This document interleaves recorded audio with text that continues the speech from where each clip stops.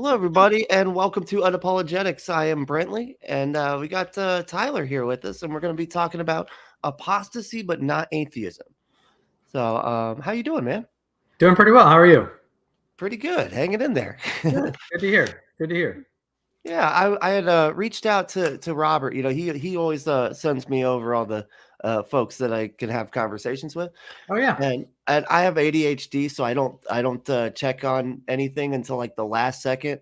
And I just Googled your name today. I was like, oh my good God, you have like debated so many people, and you got like, yeah, it's daunting. So, No, you're totally fine. Totally okay. Still an amateur. Don't even worry about it. right.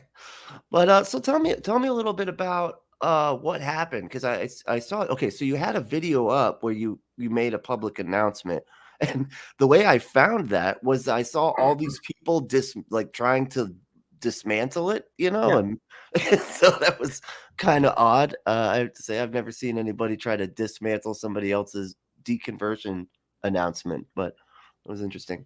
Yeah. Yeah. Well, I mean, I've had a few different. I've had a few announcements, right? Because I did the the initial announcement because I had been, just a little bit of the background. I had been doing Christian apologetics for about 20 years. Had a relatively small podcast and YouTube channel, but somewhat known, but not one of the large ones by any means. Called the Freed Thinker, but I still do it. I still do the Freed Thinker. Yeah, it goes both. It's perfect for both. So yeah, it's awesome. It works both ways. I mean, before I Yeah. used it as freed because I was freed in Christ, but I also, I even though I was in a certain ecclesiastical tradition, I was ordained. I never felt ecclesiastical pressure to believe a certain thing. It was always, I believe I was in that ecclesiology, that certain church tradition because I thought it was true. But I never, I always thought, well, if I didn't think this was true, I would just not think it was true, and I'd go to some like I never felt there was no like inquisition or like force to believe what I believed or anything like that. And so it was kind of a play on free thinker, but I was freed in Christ. But now, freed thinker still works because I'm still, kind of freed from religious thinking in some way, still a free thinker. I hope as best as I can. And I will still, this will come up in this way. I will still advocate for the rationality and the reasonableness for many Christians to be Christians. And, I think the Christians can be free thinkers. And because I thought I was back then. So, I'll still advocate for that type of thing. But yeah, so the name still works. So I did that for a long time. And over the last like 2 years or so, a little over 2 years now, had gone through a process of deconversion. Started off as some intellectual problems, kind of on the back end, eventually turned into some more like existential problems of evil, problems of suffering, divine hiddenness, things like that. Even though, so my intellectual foundation had kind of given away, and I started to think a lot of this just logically wasn't true. But I still maintained by faith because faith is contrary to what a lot of people think. Faith in the Christian tradition historically is not belief without evidence. It's just an act of the will. It's putting your trust in something that you believe, whether that belief is for good reason or not, but it's that act of trust. And so I was still actively trusting and still trusting in Jesus for my salvation and still trusting that God would show up, I guess. But after a while, that kind of faith side, that trust side also eroded. And I got to the point where I was like, okay, I can't in good conscience call myself a Christian or defend this anymore because I not only don't believe it anymore, but I also don't have any faith and the wherewithal to keep that going. So I announced my deconversion in one episode, but I realized that I did it from the back end first. And I did a lot on kind of like divine hiddenness and some of the existential stuff. And people started coming out and being like, oh, well, that's emotional reasons to give up and all this kind of stuff. And I was like, oh, I realized I probably should have started in the beginning where, I have all these logical problems with, the contrast between the God of classical theism and that kind of the very, earthly Yahweh of the Old Testament and some of those contrasts and the problems with the Trinity and problems with hypostatic union and some of those which kind of landslided into this other thing. So I put about 3 episodes and got a lot of responses. Some were charitable, a lot were not. So here we are. Yeah. Jeez. Yeah, and you're always going to be it's always going to be part of some kind of narrative in somebody else's Yeah. And right, like it always makes me think, and it sucks that I still think this way, but I always think like if anything ever bad happens to me, all my family's gonna be like, cause cause the atheist thing. That's what it Yeah. is. That's why God's getting you, man. so I'm like, I gotta make sure no bad stuff happens. Right. Right. Don't get struck by lightning. That's for sure. Right, yeah, Yeah. that God, that would look really bad. Yeah. But but wow, that's so interesting. So you did and like I said, like people are gonna take it as it's an emotional, regardless if it was like a logical problem or not. Yeah. They're gonna say it was whatever. But so that's so interesting. So did you leave your church? Were you regularly attending a church? Yeah, so I mean, I was an ordained elder in a very conservative, Reformed Presbyterian denomination when I left. And initially it somewhat helped my transition. That when I left, I also kind of had to move for various reasons. So I moved to a different city, and so I no longer was like in leadership even anymore, even though I was still ordained.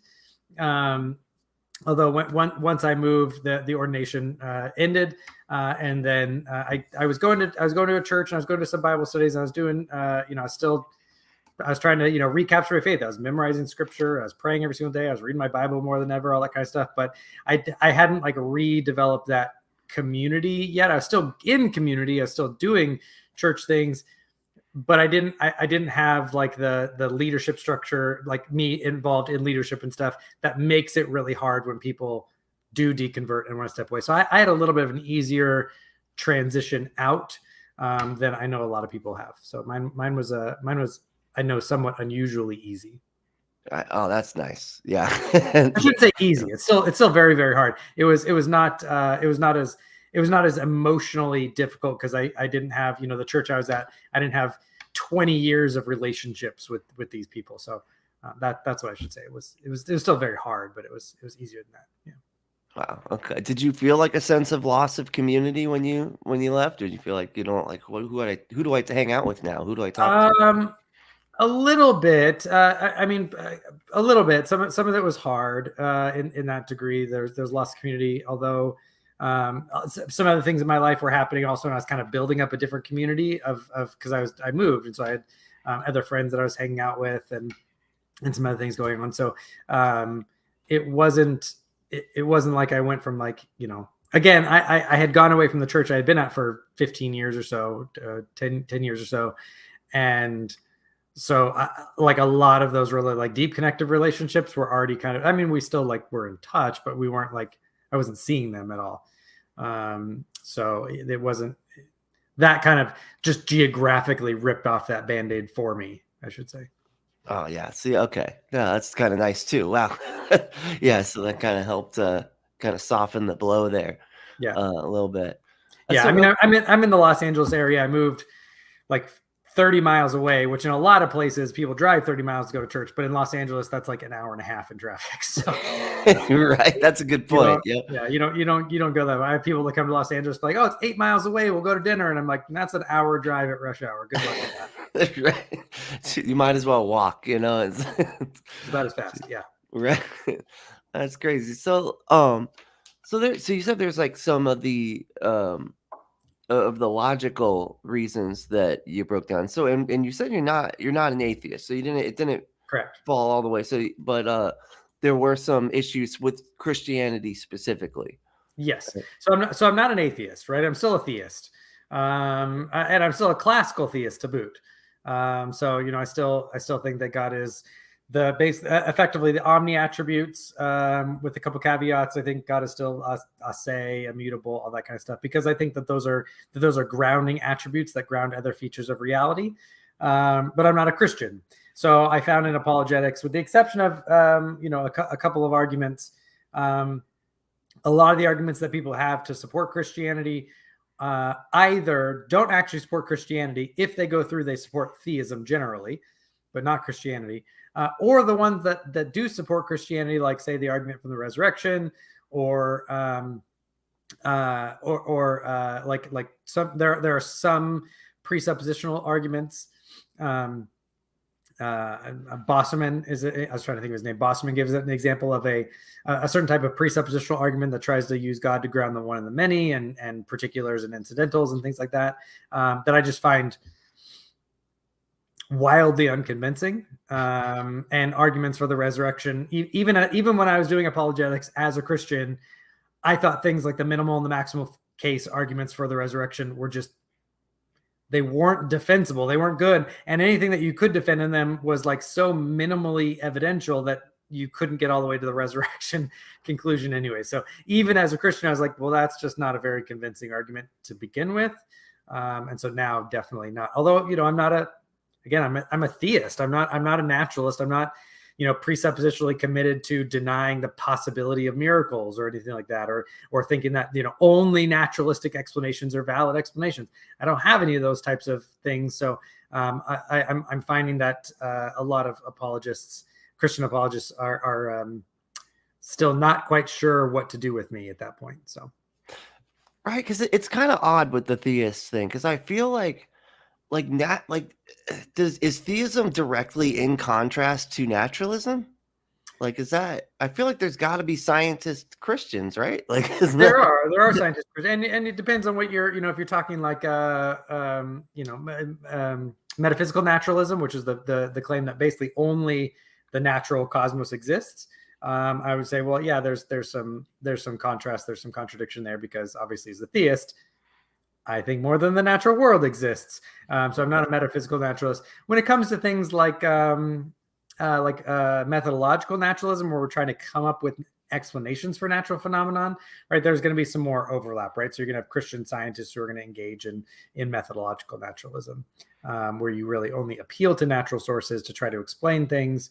And I think that there's some merit to that. Although, again, I don't think that means that we can't have good philosophical arguments or metaphysical arguments to defend something like theism generally, or even just, it gets really messy, right? Because you could argue there's this argument about semantic ranges where they argue, well, anything, we think nature is this big, anything that would explain, anything that would explain why something is we would just expand our understanding of nature. And so if you could prove something like God exists in the real, if cosmos or the nature just stands for anything that exists, well, then you could be then you'd just be classified as a naturalist, even though you're a theist. And I think that's kind of I get where they're going with, but it's kind of a weird way to use language. But I get it. I mean, that was what I was going to say, because I was like, if we did have a mechanism in order to be able to investigate God and like how it works and like, that sort of thing, then it would just be part of the natural world, right? That's how I think it's like, yeah. Well, I mean, and if you define natural just as whatever exists, right? Yeah, which we're kind of getting to, because there's lots of things like in quantum mechanics, all that kind of stuff, where things exist, but they don't exist in space-time. They exist, so, but the people are gonna say, oh, those are natural. I'm gonna say, okay, but like, let's say we could somehow demonstrate that angels existed, but they didn't exist in like our material extended space-time type of reality, but somehow we could prove that they exist, right? I think a lot of naturalists would just say, well, I mean, nature is just bigger than we thought. And nature just includes this, what previously we thought of was a spiritual realm, but now we can prove it somehow empirically. And so therefore the natural realm is just bigger and includes this other stuff. And I'm saying, okay, well, I mean, if you can kind of conceptually cannibalize such that everything we always meant by supernatural or spiritual now just means natural, then I'm not sure what actual distinction or validity the word natural gives then, because all you're saying is whatever exists. Right. And what's kind of like I always say, like, anything that's demonstrably exists, anything we can investigate and actually see how it works. To like there's like recently there was some I guess somebody was telling me there was like some studies about ESP, right? Like ESP and astral projection. Now I would consider that supernature, right? Because if we're not to the point, this was I was trying to explain to them, if we're not to the point where we can actually investigate it to where it can actually lead to applications, then there's no, you know what I mean? Like it may exist, it may not. We don't know. It could, So once we get past that phase and we can actually use these things as like, I don't know, like military strategies or something, just like some type of application, like with these types of sciences, like you have to get past that before I'm like, okay, now it's a part of the natural world. You know Right. what I mean? Yeah, well, that would be how we'd employ it, right? So the example that I give is like a prayer study. So imagine there actually was an effective prayer study, right? And I understand there's not.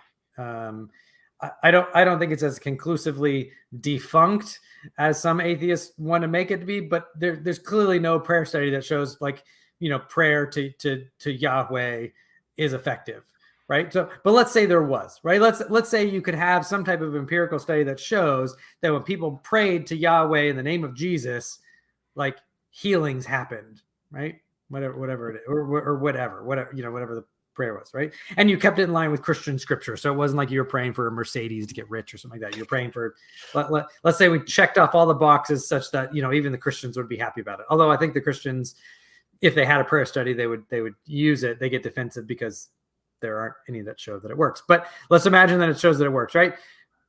I mean, I think most people would say, okay, well, that demonstrates, if we're being reasonable, right? We're not being hyper skeptical. We would say, well, that demonstrates that prayer is effective, and probably in a way that isn't as entirely psychosomatic. So let's say people don't even know they're being prayed for in the name of Jesus, right? You have all the control groups and all that kind of stuff, and the ones that are prayed for in the name of Jesus, those get healed. Kind of a double blind type of study. Right? Some way to try to control as best you can.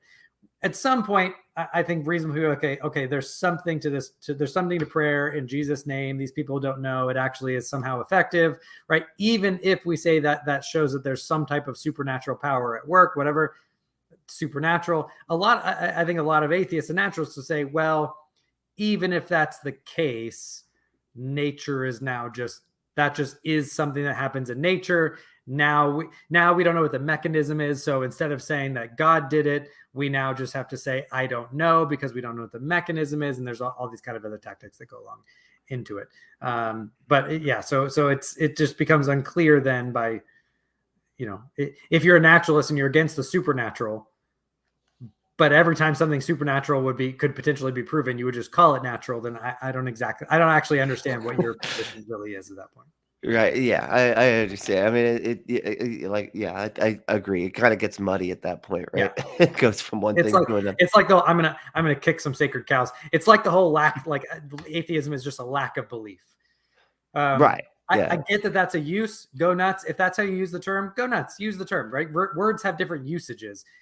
The question is if that's a good use or not. And I think people like Steve. I think it's Steve McRae. What's his name? Ozymandias Ramesses II, Benjamin Blake Speed Watkins. Right, you have all these atheists and philosophers and Graham Oppie and all these other ones who are pointing out that's not a good use of the term because it just muddies the water, right? It makes it so indistinguishable from agnosticism. Actually, some ways that it's used, you could have someone who's a theist and an atheist at the same time, depending on how you use it. Like it just makes it so muddy that's sure, if you want to say atheism is just a lack of belief, great. But then you also have to grant that theism, in that language game, you also have to grant that theism can just be a lack of belief in the non-existence of God. And then you're at a stalemate because now you're just making biographical statements about what people believe and don't believe.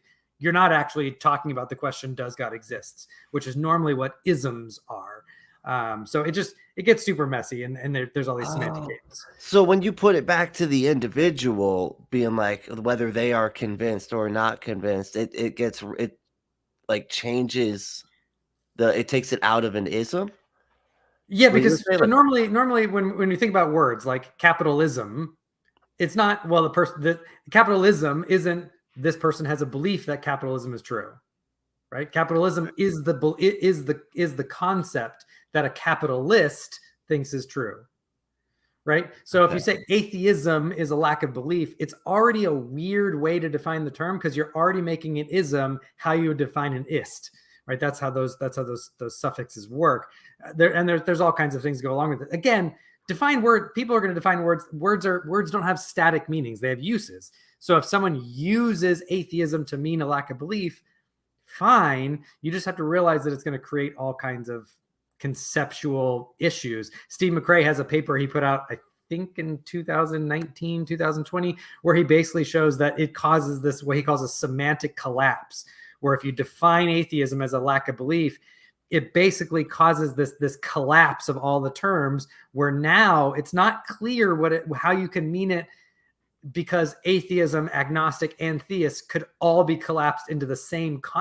All of those terms could refer to the same concept, and so now you could be an atheistic, agnostic, theist. And so it just becomes what's the point of defining the term that way if it creates such kind of semantic chaos? Especially when historically, until the 1970s, when Flew wrote his article saying we should redefine it as lack of belief, until that time, we didn't have any conceptual chaos. Everybody knew exactly what the terms meant until that point. So, okay. So, I mean, where do you think that agnostic? Are you familiar with agnosticism? Yeah, atheism. Yeah. So atheism is basically it's a very strong kind of atheism, right? Because atheism historically, if you read in the literature, and if you read, the atheistic philosophers, right, who aren't advocating for the lack theism type of definition, right? Atheism just is the proposition that there probably is no God. We live in a godless cosmos, right? You don't have to have certainty. You don't have to have knowledge, right? You can just think that you have a very limited, you have a very low justification threshold for that very minimal burden, right? Because, by the way, everybody, this is also going to kick some your cows. Everyone has a burden of proof. Everyone has a burden of justification, right? The agnostic who says, I don't know if God exists or doesn't exist, they actually have a burden of justification insofar as they're aware of the arguments for and against God to say why they think those don't go through, right? Everybody has this very minimal burden of justification for their view. That's just how epistemology works. Huh. So it doesn't. Okay. So because what I've always heard is they kind of it gets the burden of proof off you, kind of, if you're just like, no, I'm just saying I don't know, but I just I'm not convinced, and that's supposed to kind of do away with the whole burden. But you have to realize, not convinced is an autobiographical statement. You're saying all those arguments and things out there, I'm not convinced by it. So all you've done is describe your own cognitive structure, features, really, right? You said, I'm not convinced by that.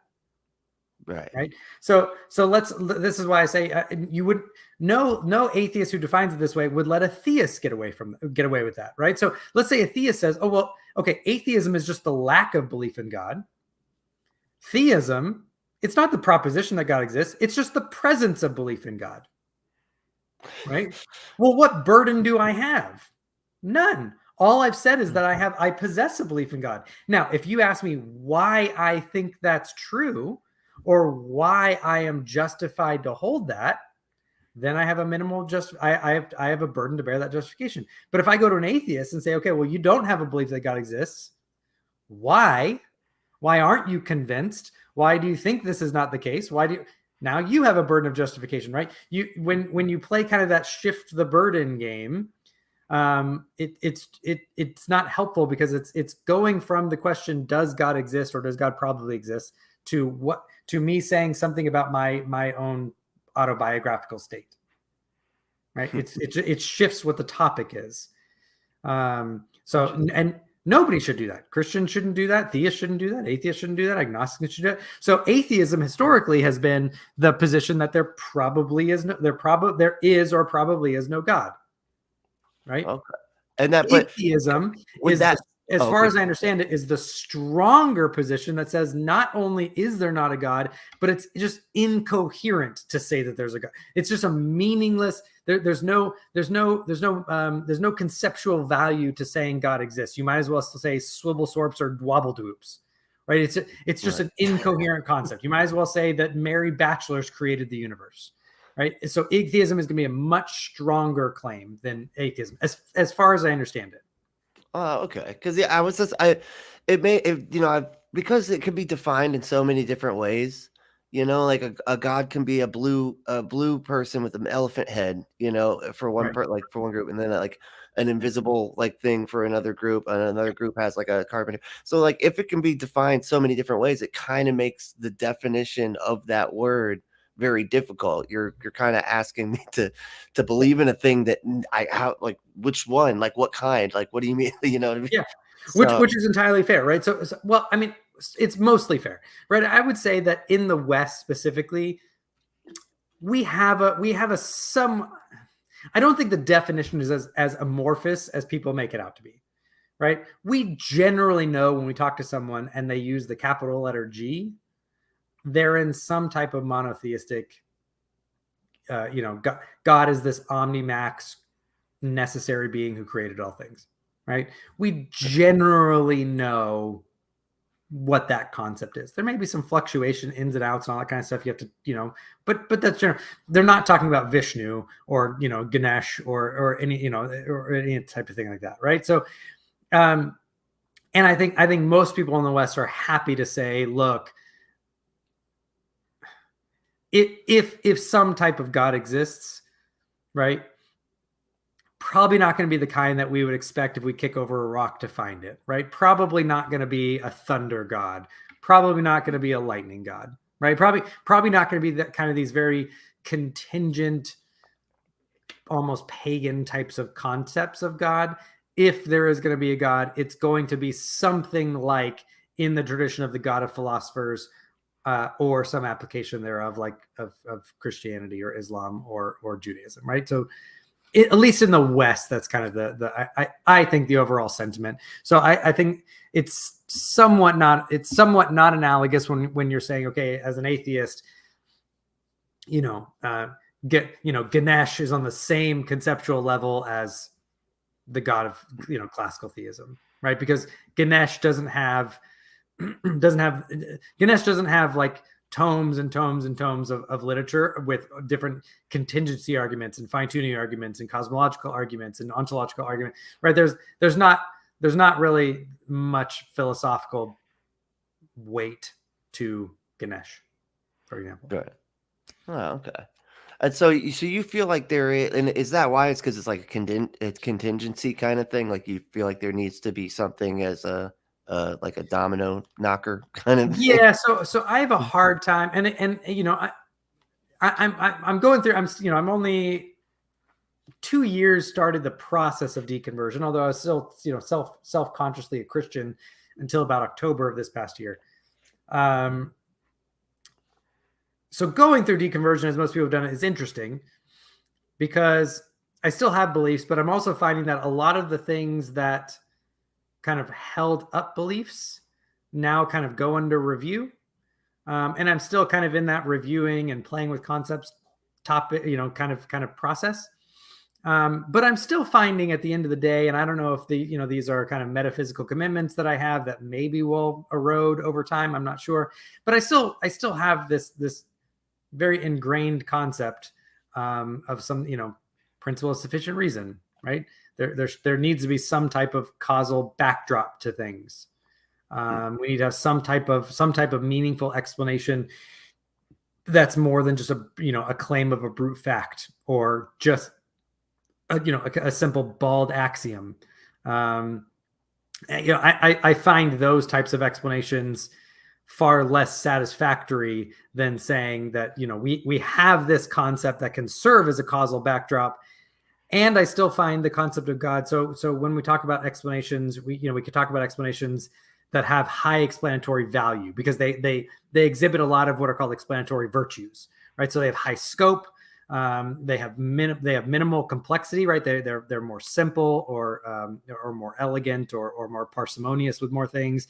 They explain this single thing has a higher scope, so it explains more things. You don't have to kind of multiply explanations as you switch questions and topics and foundations. Right. They're not ad hoc, so the concept isn't being created and altered to then kind of reverse engineer to explain these things, right? So I find the concept of God, right? We already had this concept of God. It's not ad hoc. We're not making this concept in order to ground these things, right? It was there. And when we start asking these questions, we find that God is a good explanation for that. God is simple, right? It's one explanation. There's not multiple explanations, right? So I find that the concept of God, at least the God of the philosophers, has a lot of these. It's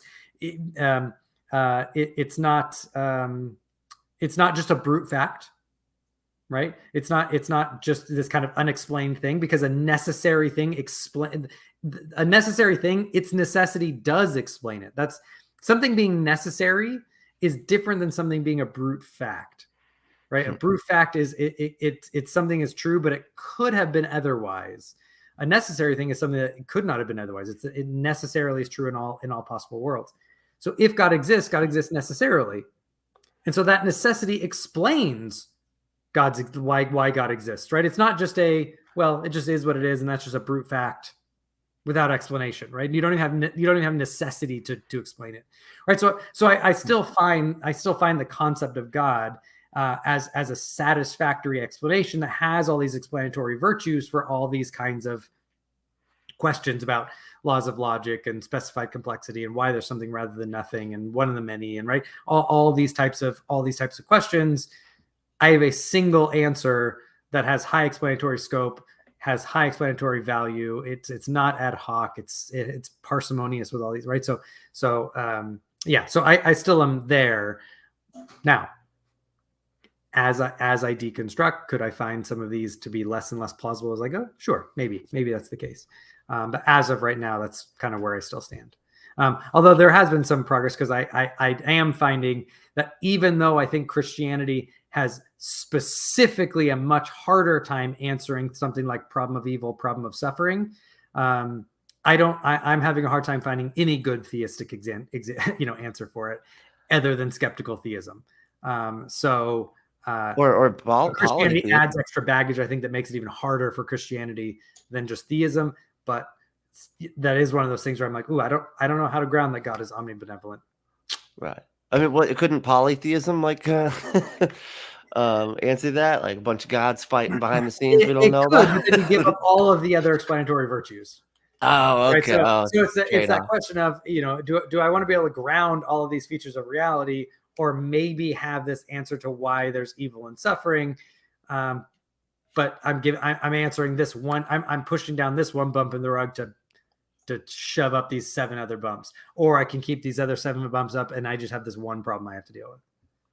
Okay, I see. Because I don't think any worldview is perfect. As far as there is one true worldview, because I think there's only one true reality. But I don't think any worldview is without its problem spots. So right. So so you said you had mentioned divine hiddenness too, yeah. and that's where God, every time they try to shine the light on him, he jumps out of the way, kind of deal. No, divine hiddenness is this idea. There's different versions of it, but divine hiddenness is this question of why is God hidden? Why is God so hidden? Why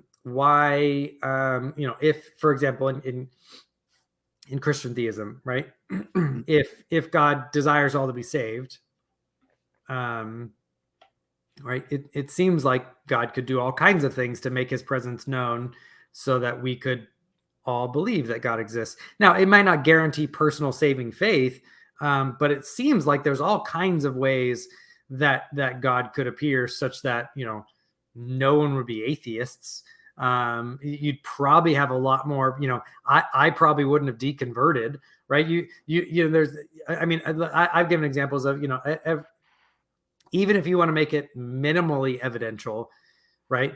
Compared to what it is now, right? You have Christians who think there's a good argument for the resurrection, right? Based on the testimony and the minimal facts within the scriptures, right? And they think that that's a good enough reason why people ought to believe that Christianity is true because the resurrection happened. And I say, okay, great. You think this much evidence proves the resurrection. Well, hell, why can't God, let's just call it every 500 years, pretty easy for God. Why can't God every 500 years give every single human alive at that time a Damascus Road experience the exact same way that Paul did? Exactly. Yes. Right. even if it wasn't every human alive in their entire life, let's just call it every 500 years. Every single person, you have global records of it, right? If that happened every single 500 years, and we had global records, they're all independent, they're all specifically Christian, right? All that kind of stuff. I think most people would believe. Again, you could have people who are hyper skeptics and be like, oh, it's just, it's aliens who are tricking all of us, or, it's just mass delusion, or mass delusion. You don't know, science will figure it out one day, but it can't be supernatural. I mean, maybe you'll have that type of hyper skepticism, but let's be real. Let's be honest. If that happened, I think most people would generally believe, even if it's just cognitively, right? Maybe they might not have like saving personal faith. Yeah, it'd be like, we don't know what it wants, but we know it's here, or you know what I mean, or we don't know if it's the right kind of Christianity. Like, but yeah, at least we know there's something, and it specifically is Christian, but we just don't know which, branch or denomination, Calvinism, all that type of stuff. Yeah, but I think most people be like, all right, like it's the God of Christianity, right? Jesus is having this personal Damascus Road experience with every single person, which showing them, showing him his scars and his wounds. Everybody universally has a stigmata experience. I don't know. I like that's good. Like I could think of countless ways that if Christianity was true, God could demonstrate that with a crap ton more evidence. Right. If God desired all to be saved, or desired far more to be saved. Right. I mean, I can think of a bunch. I'm sure an omniscient God can think of way more. So there's this question of, well, if God exists, why doesn't he do that? Why is God so hidden?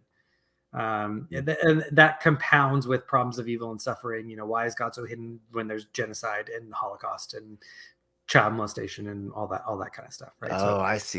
So you kind of take divine hiddenness and you can compound it with problems of suffering. Wow. Yeah, that makes sense, because you're right. That does make a big difference when is all this suffering, and not only is he, he's just not doing anything about it, and he's not even appearing. Yeah. I see how. Yeah, and I found that the explanations that a lot of Christians give are just wildly unsatisfactory. So like soul building, or free will defenses, or or sainthood, right? Like kind of the saint defense, right? All of these kind of theodicies or defenses that they give to suffering and the problem of hiddenness, I also just think are wildly unconvincing, right? I've only heard the free will one. What was the other ones you were saying? Like, I've only heard free will, right? So God isn't going to do these things because he wants to maintain freedom. That's a really bad one for multiple reasons. One of them being, it's not clear why God would care about protecting the freedom of the rapist and not the victim. Right. So why does the victim's freedom is being taken away by the assailant. So why does God not step in to protect the freedom of the victim and prevent the freedom of the assailant if someone is sacrificing freedom?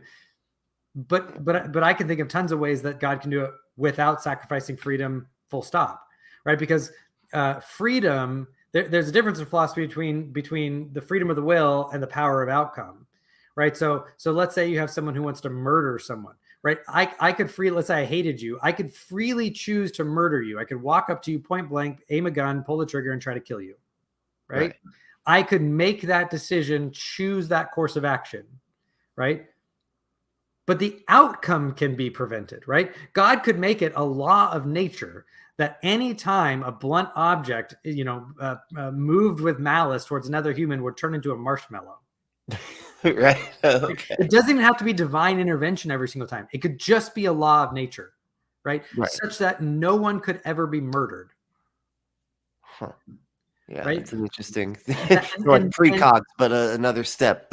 And none of that would take away free will, right? Because you could still choose to murder people. You just wouldn't be able to accomplish, right? Because if we say that takes away free will, we'd have to say every time the police stop a crime, they are violating the free will of the criminals because they don't allow them to get away with the crime. Right. Well, that would just be dumb, right? Because if the police did that, then we couldn't hold the criminals morally responsible because they wouldn't be free, right? So, Right. but like we know this in our own experience that you can prevent evil outcomes without preventing evil choices. Yeah. We do this all the time in our own lives, right? So the free will defense, I just think it doesn't answer the problem of suffering, right? It maybe it explains why there's these kind of minimal evil intentions or evil choices, but it doesn't explain why there's suffering, right? Even if and some people will be like, oh well, you want God to step in and stop all evil? I mean, sure, why not? He does it in heaven, right? Why not now? But even if we say, hey, let's just, God won't let us get away with everything. Just take away the heinous ones, right? How about, I don't know, no more child molestation, rape, murder, assault, genocide, human trafficking. Let's just take those, like, let's just have God like put a pin in those ones, and we'll allow, I don't know, like petty theft and lying And some fights here and There'll there. still be heartbreak. There'll still be some fist fights, all that kind of stuff. But just get the really gratuitous ones out of the way. God could put an end to, like the problem. If we were down to like petty theft and lying, I doubt the problem of evil and suffering would have much weight to people. No, yeah, at all. It would be like, well, there's not that much going on. Yeah, so free will doesn't work, right? Okay. There's other ones. So soul building, right? You need this types of suffering so that we kind of our souls mature into better beings, right? More moral, more knowledgeable, right? You get, it's kind of a sainthood argument, right? In order for us to be beings who understand what justice is, we have to know what injustice is. In order for us to know what love is, we have to know what hate is, right? So you have this kind of soul building idea. Jeez. Okay. Right? I've never heard that one. That's which I find fascinating. weird because we have angels. Right? Angels are clearly soul built, right? They didn't fall. They didn't follow Satan. They have very high senses of justice, of right, wrong, of God's holiness, right? In biblically speaking, right? They like, so here I'm running an intro critique, right? Because this is the Christian that's using this. I'm saying, okay, well, in your own worldview, you have counter examples where you could have beings who have never experienced moral suffering and yet are morally mature, souls. Right. So why didn't God just do that? Right. Yeah. It kind of flies in the face of that whole. All right, I see. Wow. I've never heard that was soul built. And that kind of, it would play perfectly into the worldview of like suffering is required for fucking everything. It seems. I don't know why. It just seems like, oh no, they have to suffer first before. Which is weird because it's like, I mean, I don't know what, a 4-year-old who is like, raped, tortured, and murdered. I don't know how that helps their soul. Yeah, that's so when I find these examples when you put flesh on the bone and you give specific examples, they fall apart pretty easily. So I just find them not convincing. Again, it doesn't mean they're logically fallacious. They're logically valid rejoinders. I just find them unconvincing to the task. Yeah. Now that you explain it, I've never heard that one before, and that is like wildly unconvincing. That's fascinating. So I mean, there are other ones. There's ultimate overcoming of evil. There are these other ones, and we could go through, but they're just, I just find them not convincing. And again, I'm not sure I have as a theist, I don't think I don't have a good answer for them. But I don't what I find is that Christianity, because it has all this other conceptual baggage along with it, has all these other doctrines. It has God is all loving, God is holy, righteous, just. God desires all to be saved. God has this eschatological end in mind. God is going to bring out justice. You have the existence of angels. You have all of these other things that go into it that make it. I find Christianity to have a nearly impossible time answering these objections without resorting to some type of skeptical theism, which is just to say, well, God, we don't know. God could just have these morally just reasons to allow, permit, decree, whatever it is, and that's sufficient for us to say, well, there's no logical problem of evil, so therefore, God could have these sufficient reasons. I, as a theist, can be a skeptical theist and say the same thing. So Christianity adds no explanatory value in that sense. It just makes the problem harder. Right. Okay. And okay. So yeah, and that makes actually good sense, because then you can just always say, well, if you can say I don't know about that, that's what I always wondered. Like people say, well, I don't know why God would do something, and I'm like, if you can say you don't know about that, why can't you do that about, like, the universe or whatever, like why the universe is here or something? Yeah. But yeah, you're right. It doesn't cross up. So that is my question too. Is like, how does is it so? Is it the cosmological is like kind of a big one for you? It depends. So there's lots of cosmological arguments. I'm more convinced by contingency, a type of cosmological arguments that are contingency arguments. They're more along the lines of, if basically that they're there's this set of contingent facts, and you can't have this infinite regress of contingent facts, right? There has to be something that basically gets its existence like intrinsically or necessarily, not from something prior to it. And so, I think they're, it's kind of a Leibnizian type of contingency argument. I'm gonna find much more convincing. I mean, there's like Kalam cosmological arguments and things like that, which are interesting, and I used to find them more convincing than I do now. I think there's some other problems with them, but I find like more of like the contingency arguments to be more compelling. Okay, so I also think I'm also one of the weird ones that I think something like the triumphant argument, planning as triumphant argument, the version of the modal ontological argument. I find it's one that I think is sound, but I think it's wildly unconvincing to people. Like it's so conceptually obtuse that I don't think it's going to be effective to change anyone's mind. But I think once you see it and understand it, it's hard to see a problem with it. I think that's the one I talked about on the last debate I had, or just conversation I had. And it's basically where you take like the opposite of the argument and make it absurd, right? And then you flip it, right? No, that's a reductio ad absurdum argument. Okay, yeah, that was the one I'm thinking of. That was the ontological about the maximally great being. Yeah, maximal greatness. Yeah, I'm actually trying to find. I have those are confusing. I got to be honest. I'm like, I read through them like I feel like 20 times just sitting there trying to feel like this is hard for me to wrap my fucking head around. Like I just don't. I don't know. So it definitely doesn't sound convincing to me, because I was just like, this just sounds like you're defining something into existence by just talking about it in a way. You're not defining something into existence, but what it does is it shows that there is this concept, right? That right, because it starts with this idea of what's called maximal excellence, right? And to be maximally excellent is to be basically to have all the perfections and to be necessary in one possible world. Okay. Right? Once you have that, right? Because in order to say something it doesn't exist, right, in any possible world, you have to show how it's logically incoherent. It has to be an impossible concept. Right? So the way that the ontological argument works is it says, okay, we have this logically possible concept, unless someone can come up with a defeater, for this maximally excellent being, right?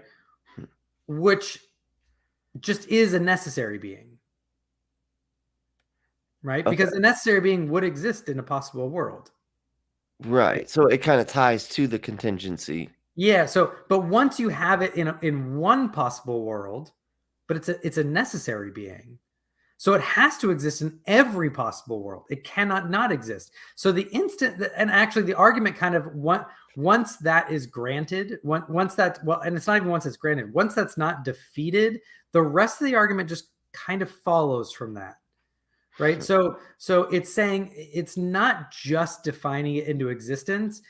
you're actually granting something as metaphysically true in that argument, right? So if you grant that there can be basically if you grant that there can be a necessary being, it almost deductively follows that there is a necessary being, right? Because if it's possible to be necessary in some possible world, then that just means that it exists in every possible world, because that's just what it means to be a necessary being.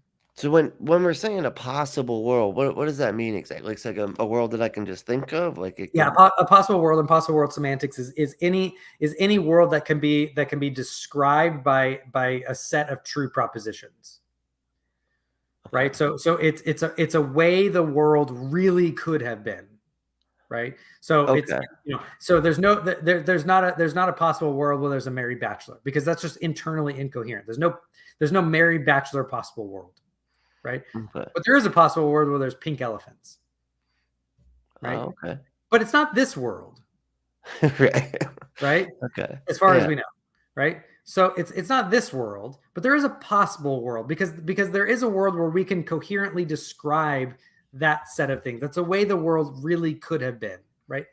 For some reason, elephants could have evolved to be pink, like flamingos. yeah. I was gonna say flamingos Right? are so if I, Um, could happen. there could have been some environmental condition that made it environmentally advantageous for elephants to be pink, Yeah, I ate a lot of shrimp or something. I don't know. something like that, right? Yeah. Well, but now you say, okay, one of the properties of this being just is that it's necessary. But in order for the argument effective, I mean, it's not this simple, but kind of, in order for the argument to fail, you have to basically show that there's no possible world where that being would exist. Because once you say there's one possible world where a necessary being exists, well, a necessary being just has a property of being necessary, which means it exists in all possible worlds. That's what a necessary being is. A necessary fact is. Has to exist in every possible world. So Right. once you get that a necessary being is possible in some world, then it follows that it's necessary in all worlds. Because isn't that kind of, that's not circular? No, Like it's if you have something that could be possible or no, because so example would be like 1 + 1 = 2 is a necessary fact, right. right? So let's say I could convince you that 1 + 1 = 2 is true in what there is a world that it exists, right? Yeah. Once 1 + 1 = 2 in some possible world, that's just a necessary fact. So it has to exist in every possible world, right? It's not circular, and I'm not defining it into existence. I'm not saying because I can define 1 + 1 = 2, therefore my definition is what makes it true. I'm saying there is this description of this necessary fact in a world, and we all concede it. And so once it's conceded, then we now have reason to understand why it's necessary in all possible worlds. I don't know, it's tough. This is why I said, I'm not sure. I've read rejoinders against it. I don't think they're successful. I'm not sure how to defeat that argument. But I also think that if you aren't kind of already convinced by it, you're going to feel tricked by it. And so it's going to be wildly unconvincing. So it's not an effective argument, even if I think it's a sound one. Okay. And sound like being like, so that you think that could be like the conclusions are, do you think that could be true, right? Like that's, Yeah, I think it's reasonable to believe. logically valid, and the conclusion follows from true premises. Oh, okay. Yeah. Wow, that's so interesting. Yeah, those ones just get me. And I guess it's like what you're saying. It's just so abstract that it just feels wonky and out there. You know what I mean? Yeah. Like almost Yeah. like you're just contorting your brain into pretzels to try to make a thing real. And you're right, it is all very logically consistent and everything, but it just feels like we're doing so much to be like, that's how I know this thing exists. You know what I mean? Yeah. It just feels Yeah. odd. And I think the other, I think the moral argument is a compelling argument. I think there are defeaters for it, but if I'm being honest, the defeaters, I can see why some people are convinced by them. But I think the defeaters follow from premises that are less obvious than the premises of the moral argument. Right. So in order for the moral argument to fail, it seems that you have to deny some type of moral objectivity. Right. Right.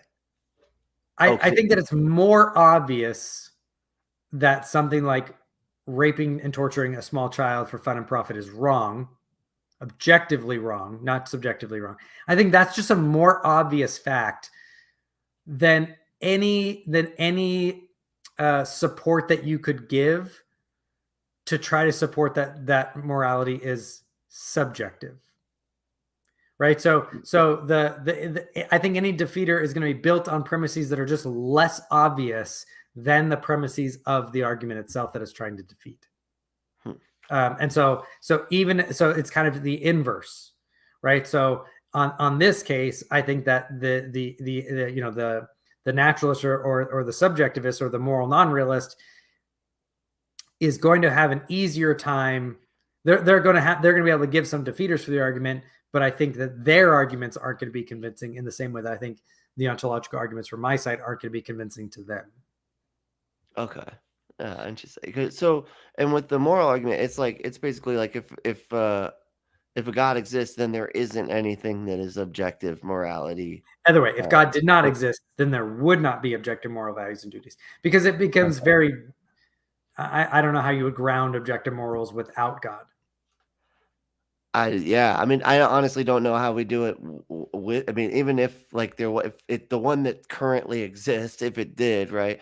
I don't see how we could get there with that either, because everybody believes different things about that God. So if you have this perfect being, whatever, that can't communicate what it wants evenly or consistently to all the people, then how could we ever say that anything that somebody thinks the God wants is moral? You know what I mean?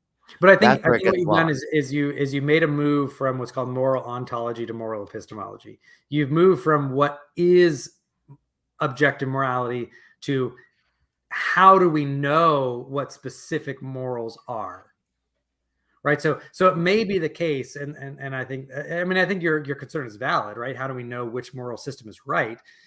But I think that we can say there is this objective moral standard, even if we have disagreements about what it is, right? I think it is the case. Okay. Yeah, I've heard this before. I feel like Robert was telling me about it. Yeah. It seems to me that it is the case that some quantum theory is correct, right? So it is the case that quantum indeterminacy is true or quantum determinacy is true. One of those is true, right? Right. But as far as I understand from reading some of the literature and physics and stuff, we're not going to be able to ever know that, right? There's some of these arguments that physicists makes to basically make there's this barrier to our ability to just metaphysically to be able to know that, right? So we're going to have disagreements about which one of those is the true and accurate view, right? And from what I understand, both of those equally, their predictions kind of line out equally, and they both equally explain the data that we observe. So there's not really a way to adjudicate between them. But it's not the case that just because we don't know or we disagree on what the proper theory is, that therefore there isn't this objective fact about whether indeterminacy or determinacy is true. Okay.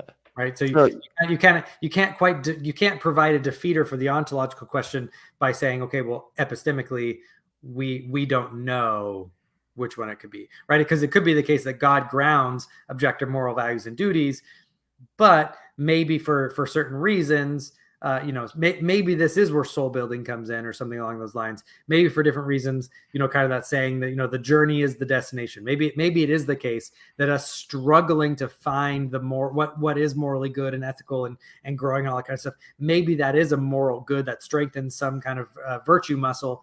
And so God doesn't necessarily directly reveal what those are. Maybe that struggle is part of the journey, if that makes sense. So it could be the case that God grounds his objective moral values, and yet we have moral disagreements and moral progress and moral development. So, okay. So the fact that it is completely unknowable, like it's out there, the system is like objective morality is a system that is there, but nobody could ever know it.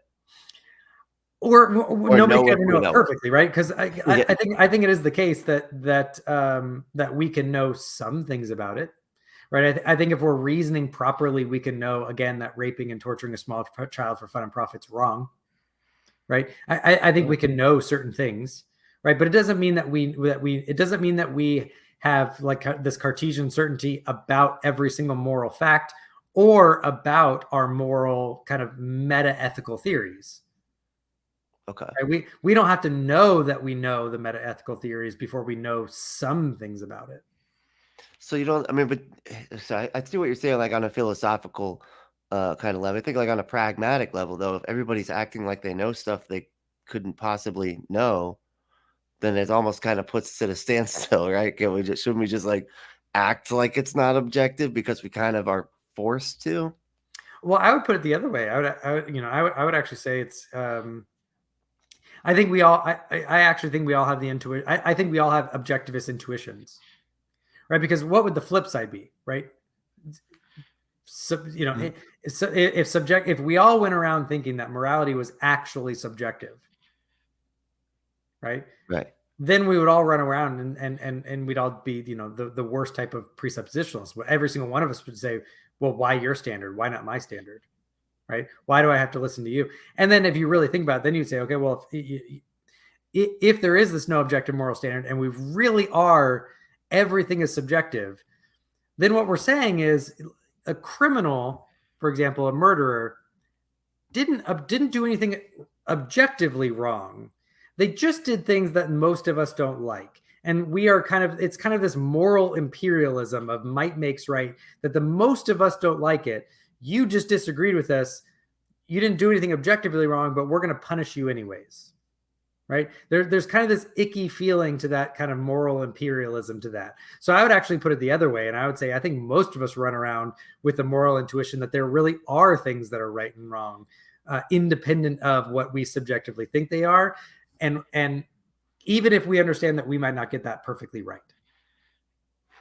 Because I mean, as far as like where I use this analogy with somebody, it's like when you see like on the gas pump and it says like, do not suck the gas out of the gas pump, and you're Yeah. like, okay, well that was like, who was that? Who did that? That you have to now put that rule on there. And it's like, couldn't objective morality or not even objective morality, just morality come about like that? Like, okay, so somebody did something to somebody else and they didn't like it. Let's write that down. Don't do that. And just over time, now we have just all of these different things. We're like, hey, we don't want that done to us, so we're not going to do it to other people. We have some standards like that, but it's very inconsistent because there's always some kind of qualifier or something that turns it. That there's like, oh, well, what if they're like this? What if they're trying to kill your kid or whatever? Okay, well then that's different. Yeah, I mean, so you're always going to have some ethics, inconsistency. Yeah, applied ethics is messy. Let's just be, it's complicated. Yeah. But think about it, right? Because let's say, and this is a common thought experiment in moral philosophy. Let's say the Nazis had won, right? Okay. They won World War II. They succeeded in conquering most of the West, right? They expanded into the East, and now the majority view is that the Jews are evil and they should be exterminated wherever we find them. Oof, okay. Right? That's bleak. But it's bleak. Well, the fact that you think it's bleak, right? When you say that's bleak, do you think that it's bleak just because most of us don't like it, or do you think that it's bleak because it actually is bleak? Because there really is something intrinsically wrong about that. There's something wrong in the action itself, independent of how we feel about it. Right? You'd have to, because if the Nazis won and they ended up brainwashing all of humanity such that everyone thought that, everyone would think it was good. And so if subjectivism is true, you'd have to say within that context that now becomes a moral obligation to people and a moral virtue, a real one, just as much as our indignation about it now. And you Right? don't think there's not like because isn't there like a natural part of our brain that like would say that that's, you know what I'm saying? Like that's like our mirror neurons and whatnot, like where we see somebody like harm happening to other people and we're like, hey, that's not right. Like that's just a natural, like we can't even really help that. We see it and we almost get hurt when we see them get hurt because that's that part of the brain. You You would know what hope I mean? you would hope so, right? But then again, so here's it. A couple of things. Kind of there's a little bit of a cart before the horse in that, right? Because if that was the case, right? I mean, think of culturally, think of the lack of revulsion that people had during, say, antebellum slave trade, right? Why did they lack revulsion? Because they at that time, so many people thought that those people were not fully human, right? So you could justify it, right? So they didn't kind of have that revulsion to this that we have to it now. So it's not actually clear that just because it's evil that we're going to have that kind of cognitive reaction that you're describing. But didn't that So kind of disprove your whole point? well, The no, fact that we because didn't like that we were you could like really say cruel. that, well, no, because I think that moral progress is an actual thing. But again, moral progress is only think of what that statement means. Moral progress, right? What does it mean to progress towards something?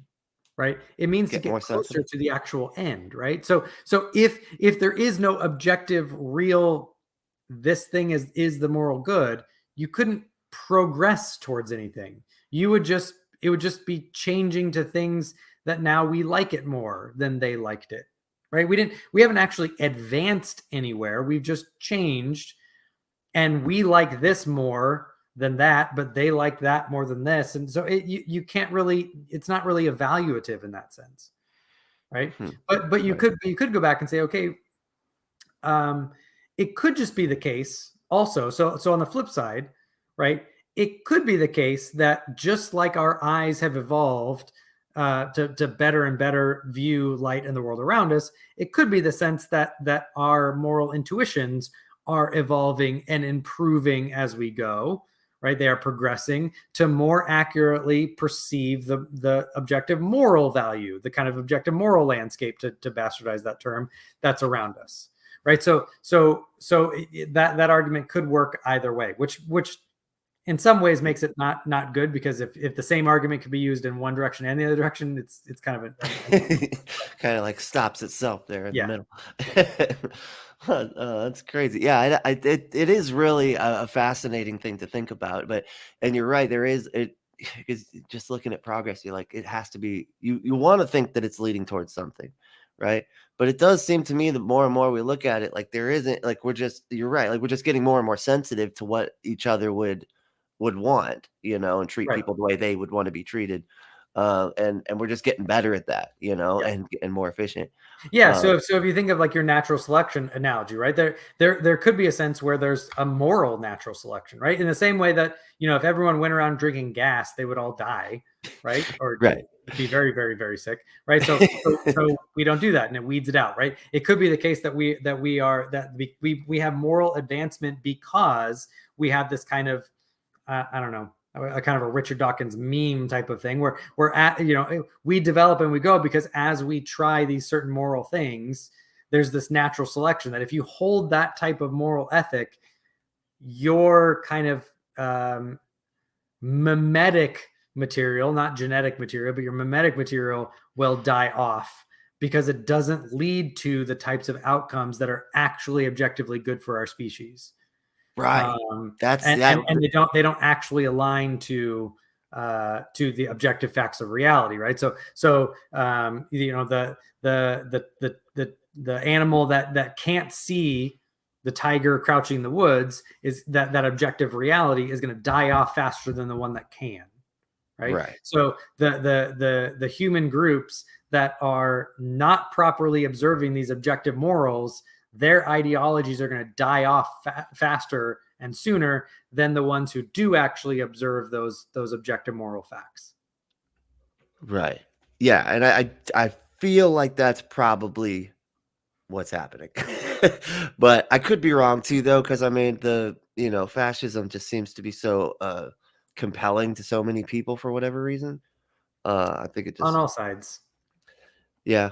Yeah, it's just, well, it's just such a natural, I think it's like it deals a lot with just natural reactions, like, oh, people different, hate them, you know what I mean? These people make me feel uncomfortable because they're sexually attracted to people I'm not sexually, so that's bad, hate that. It's just like Yeah. these weird, like natural discomforting sensations in our mind, that and then they make a whole philosophy or a whole culture kind of out of it. Yeah. Yeah, I mean, I think the extremes on both sides too, right? I know that fascism is historically, a far right wing phenomenon. I think right now we're seeing basically the rise of leftist fascism. Really? So I kind of want to pull a Romeo and Juliet and say a pox on both your houses. I'm not a fan of I really wish a lot more of us were moderates and centrists, and kind of progressives in the true moderate sense, not in kind of the cultural anarchist sense that we're seeing. We're really seeing the battle of the cultural anarchists and the cultural regressives. Those two sides seem to be, there's one that wants to pull us back, six centuries or whatever, and there's one that just wants to tear apart everything from the roots and start all over before there's any justification for it. So I think both extremes are very, very damaging. This real quick, like this is a pretty good comment here. It said leftist fascism. I wonder what that would look like. Like care for your neighbors or else. Is that like it's because kind of right. So if you think about what's happening on the left, well, I mean, I don't know how political we want to get, and I actually try. Right, yeah, I try to stay out of politics. I've gone too much into it, but there is a sense where that I even when I was a Christian, I had a hard time where people were like, oh, we don't, we hate transgender, and so we're not going to use their pronouns. And I'd be like, I mean, Jesus told you to love people, so even if you disagree with them, why not still love them? But on the other side, there's almost like a totalitarian bent. And by fascist, I kind of mean a totalitarian bent, where it's like, hey, we're going to be transgender, and if you don't use pronouns, we're going to get you, right? And so there's almost this, because I'm a libertarian at heart, so I kind of want to be like, hey, just let people do whatever they want, right? As long as they're not actually like, stealing, raping, killing, destroying, right? Just, hey, maybe let's not have thought crime in either direction. How about that?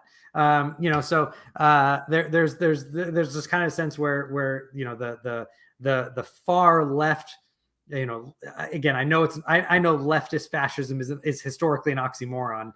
Yeah, that sounds really weird. Leftist totalitarianism. I don't know.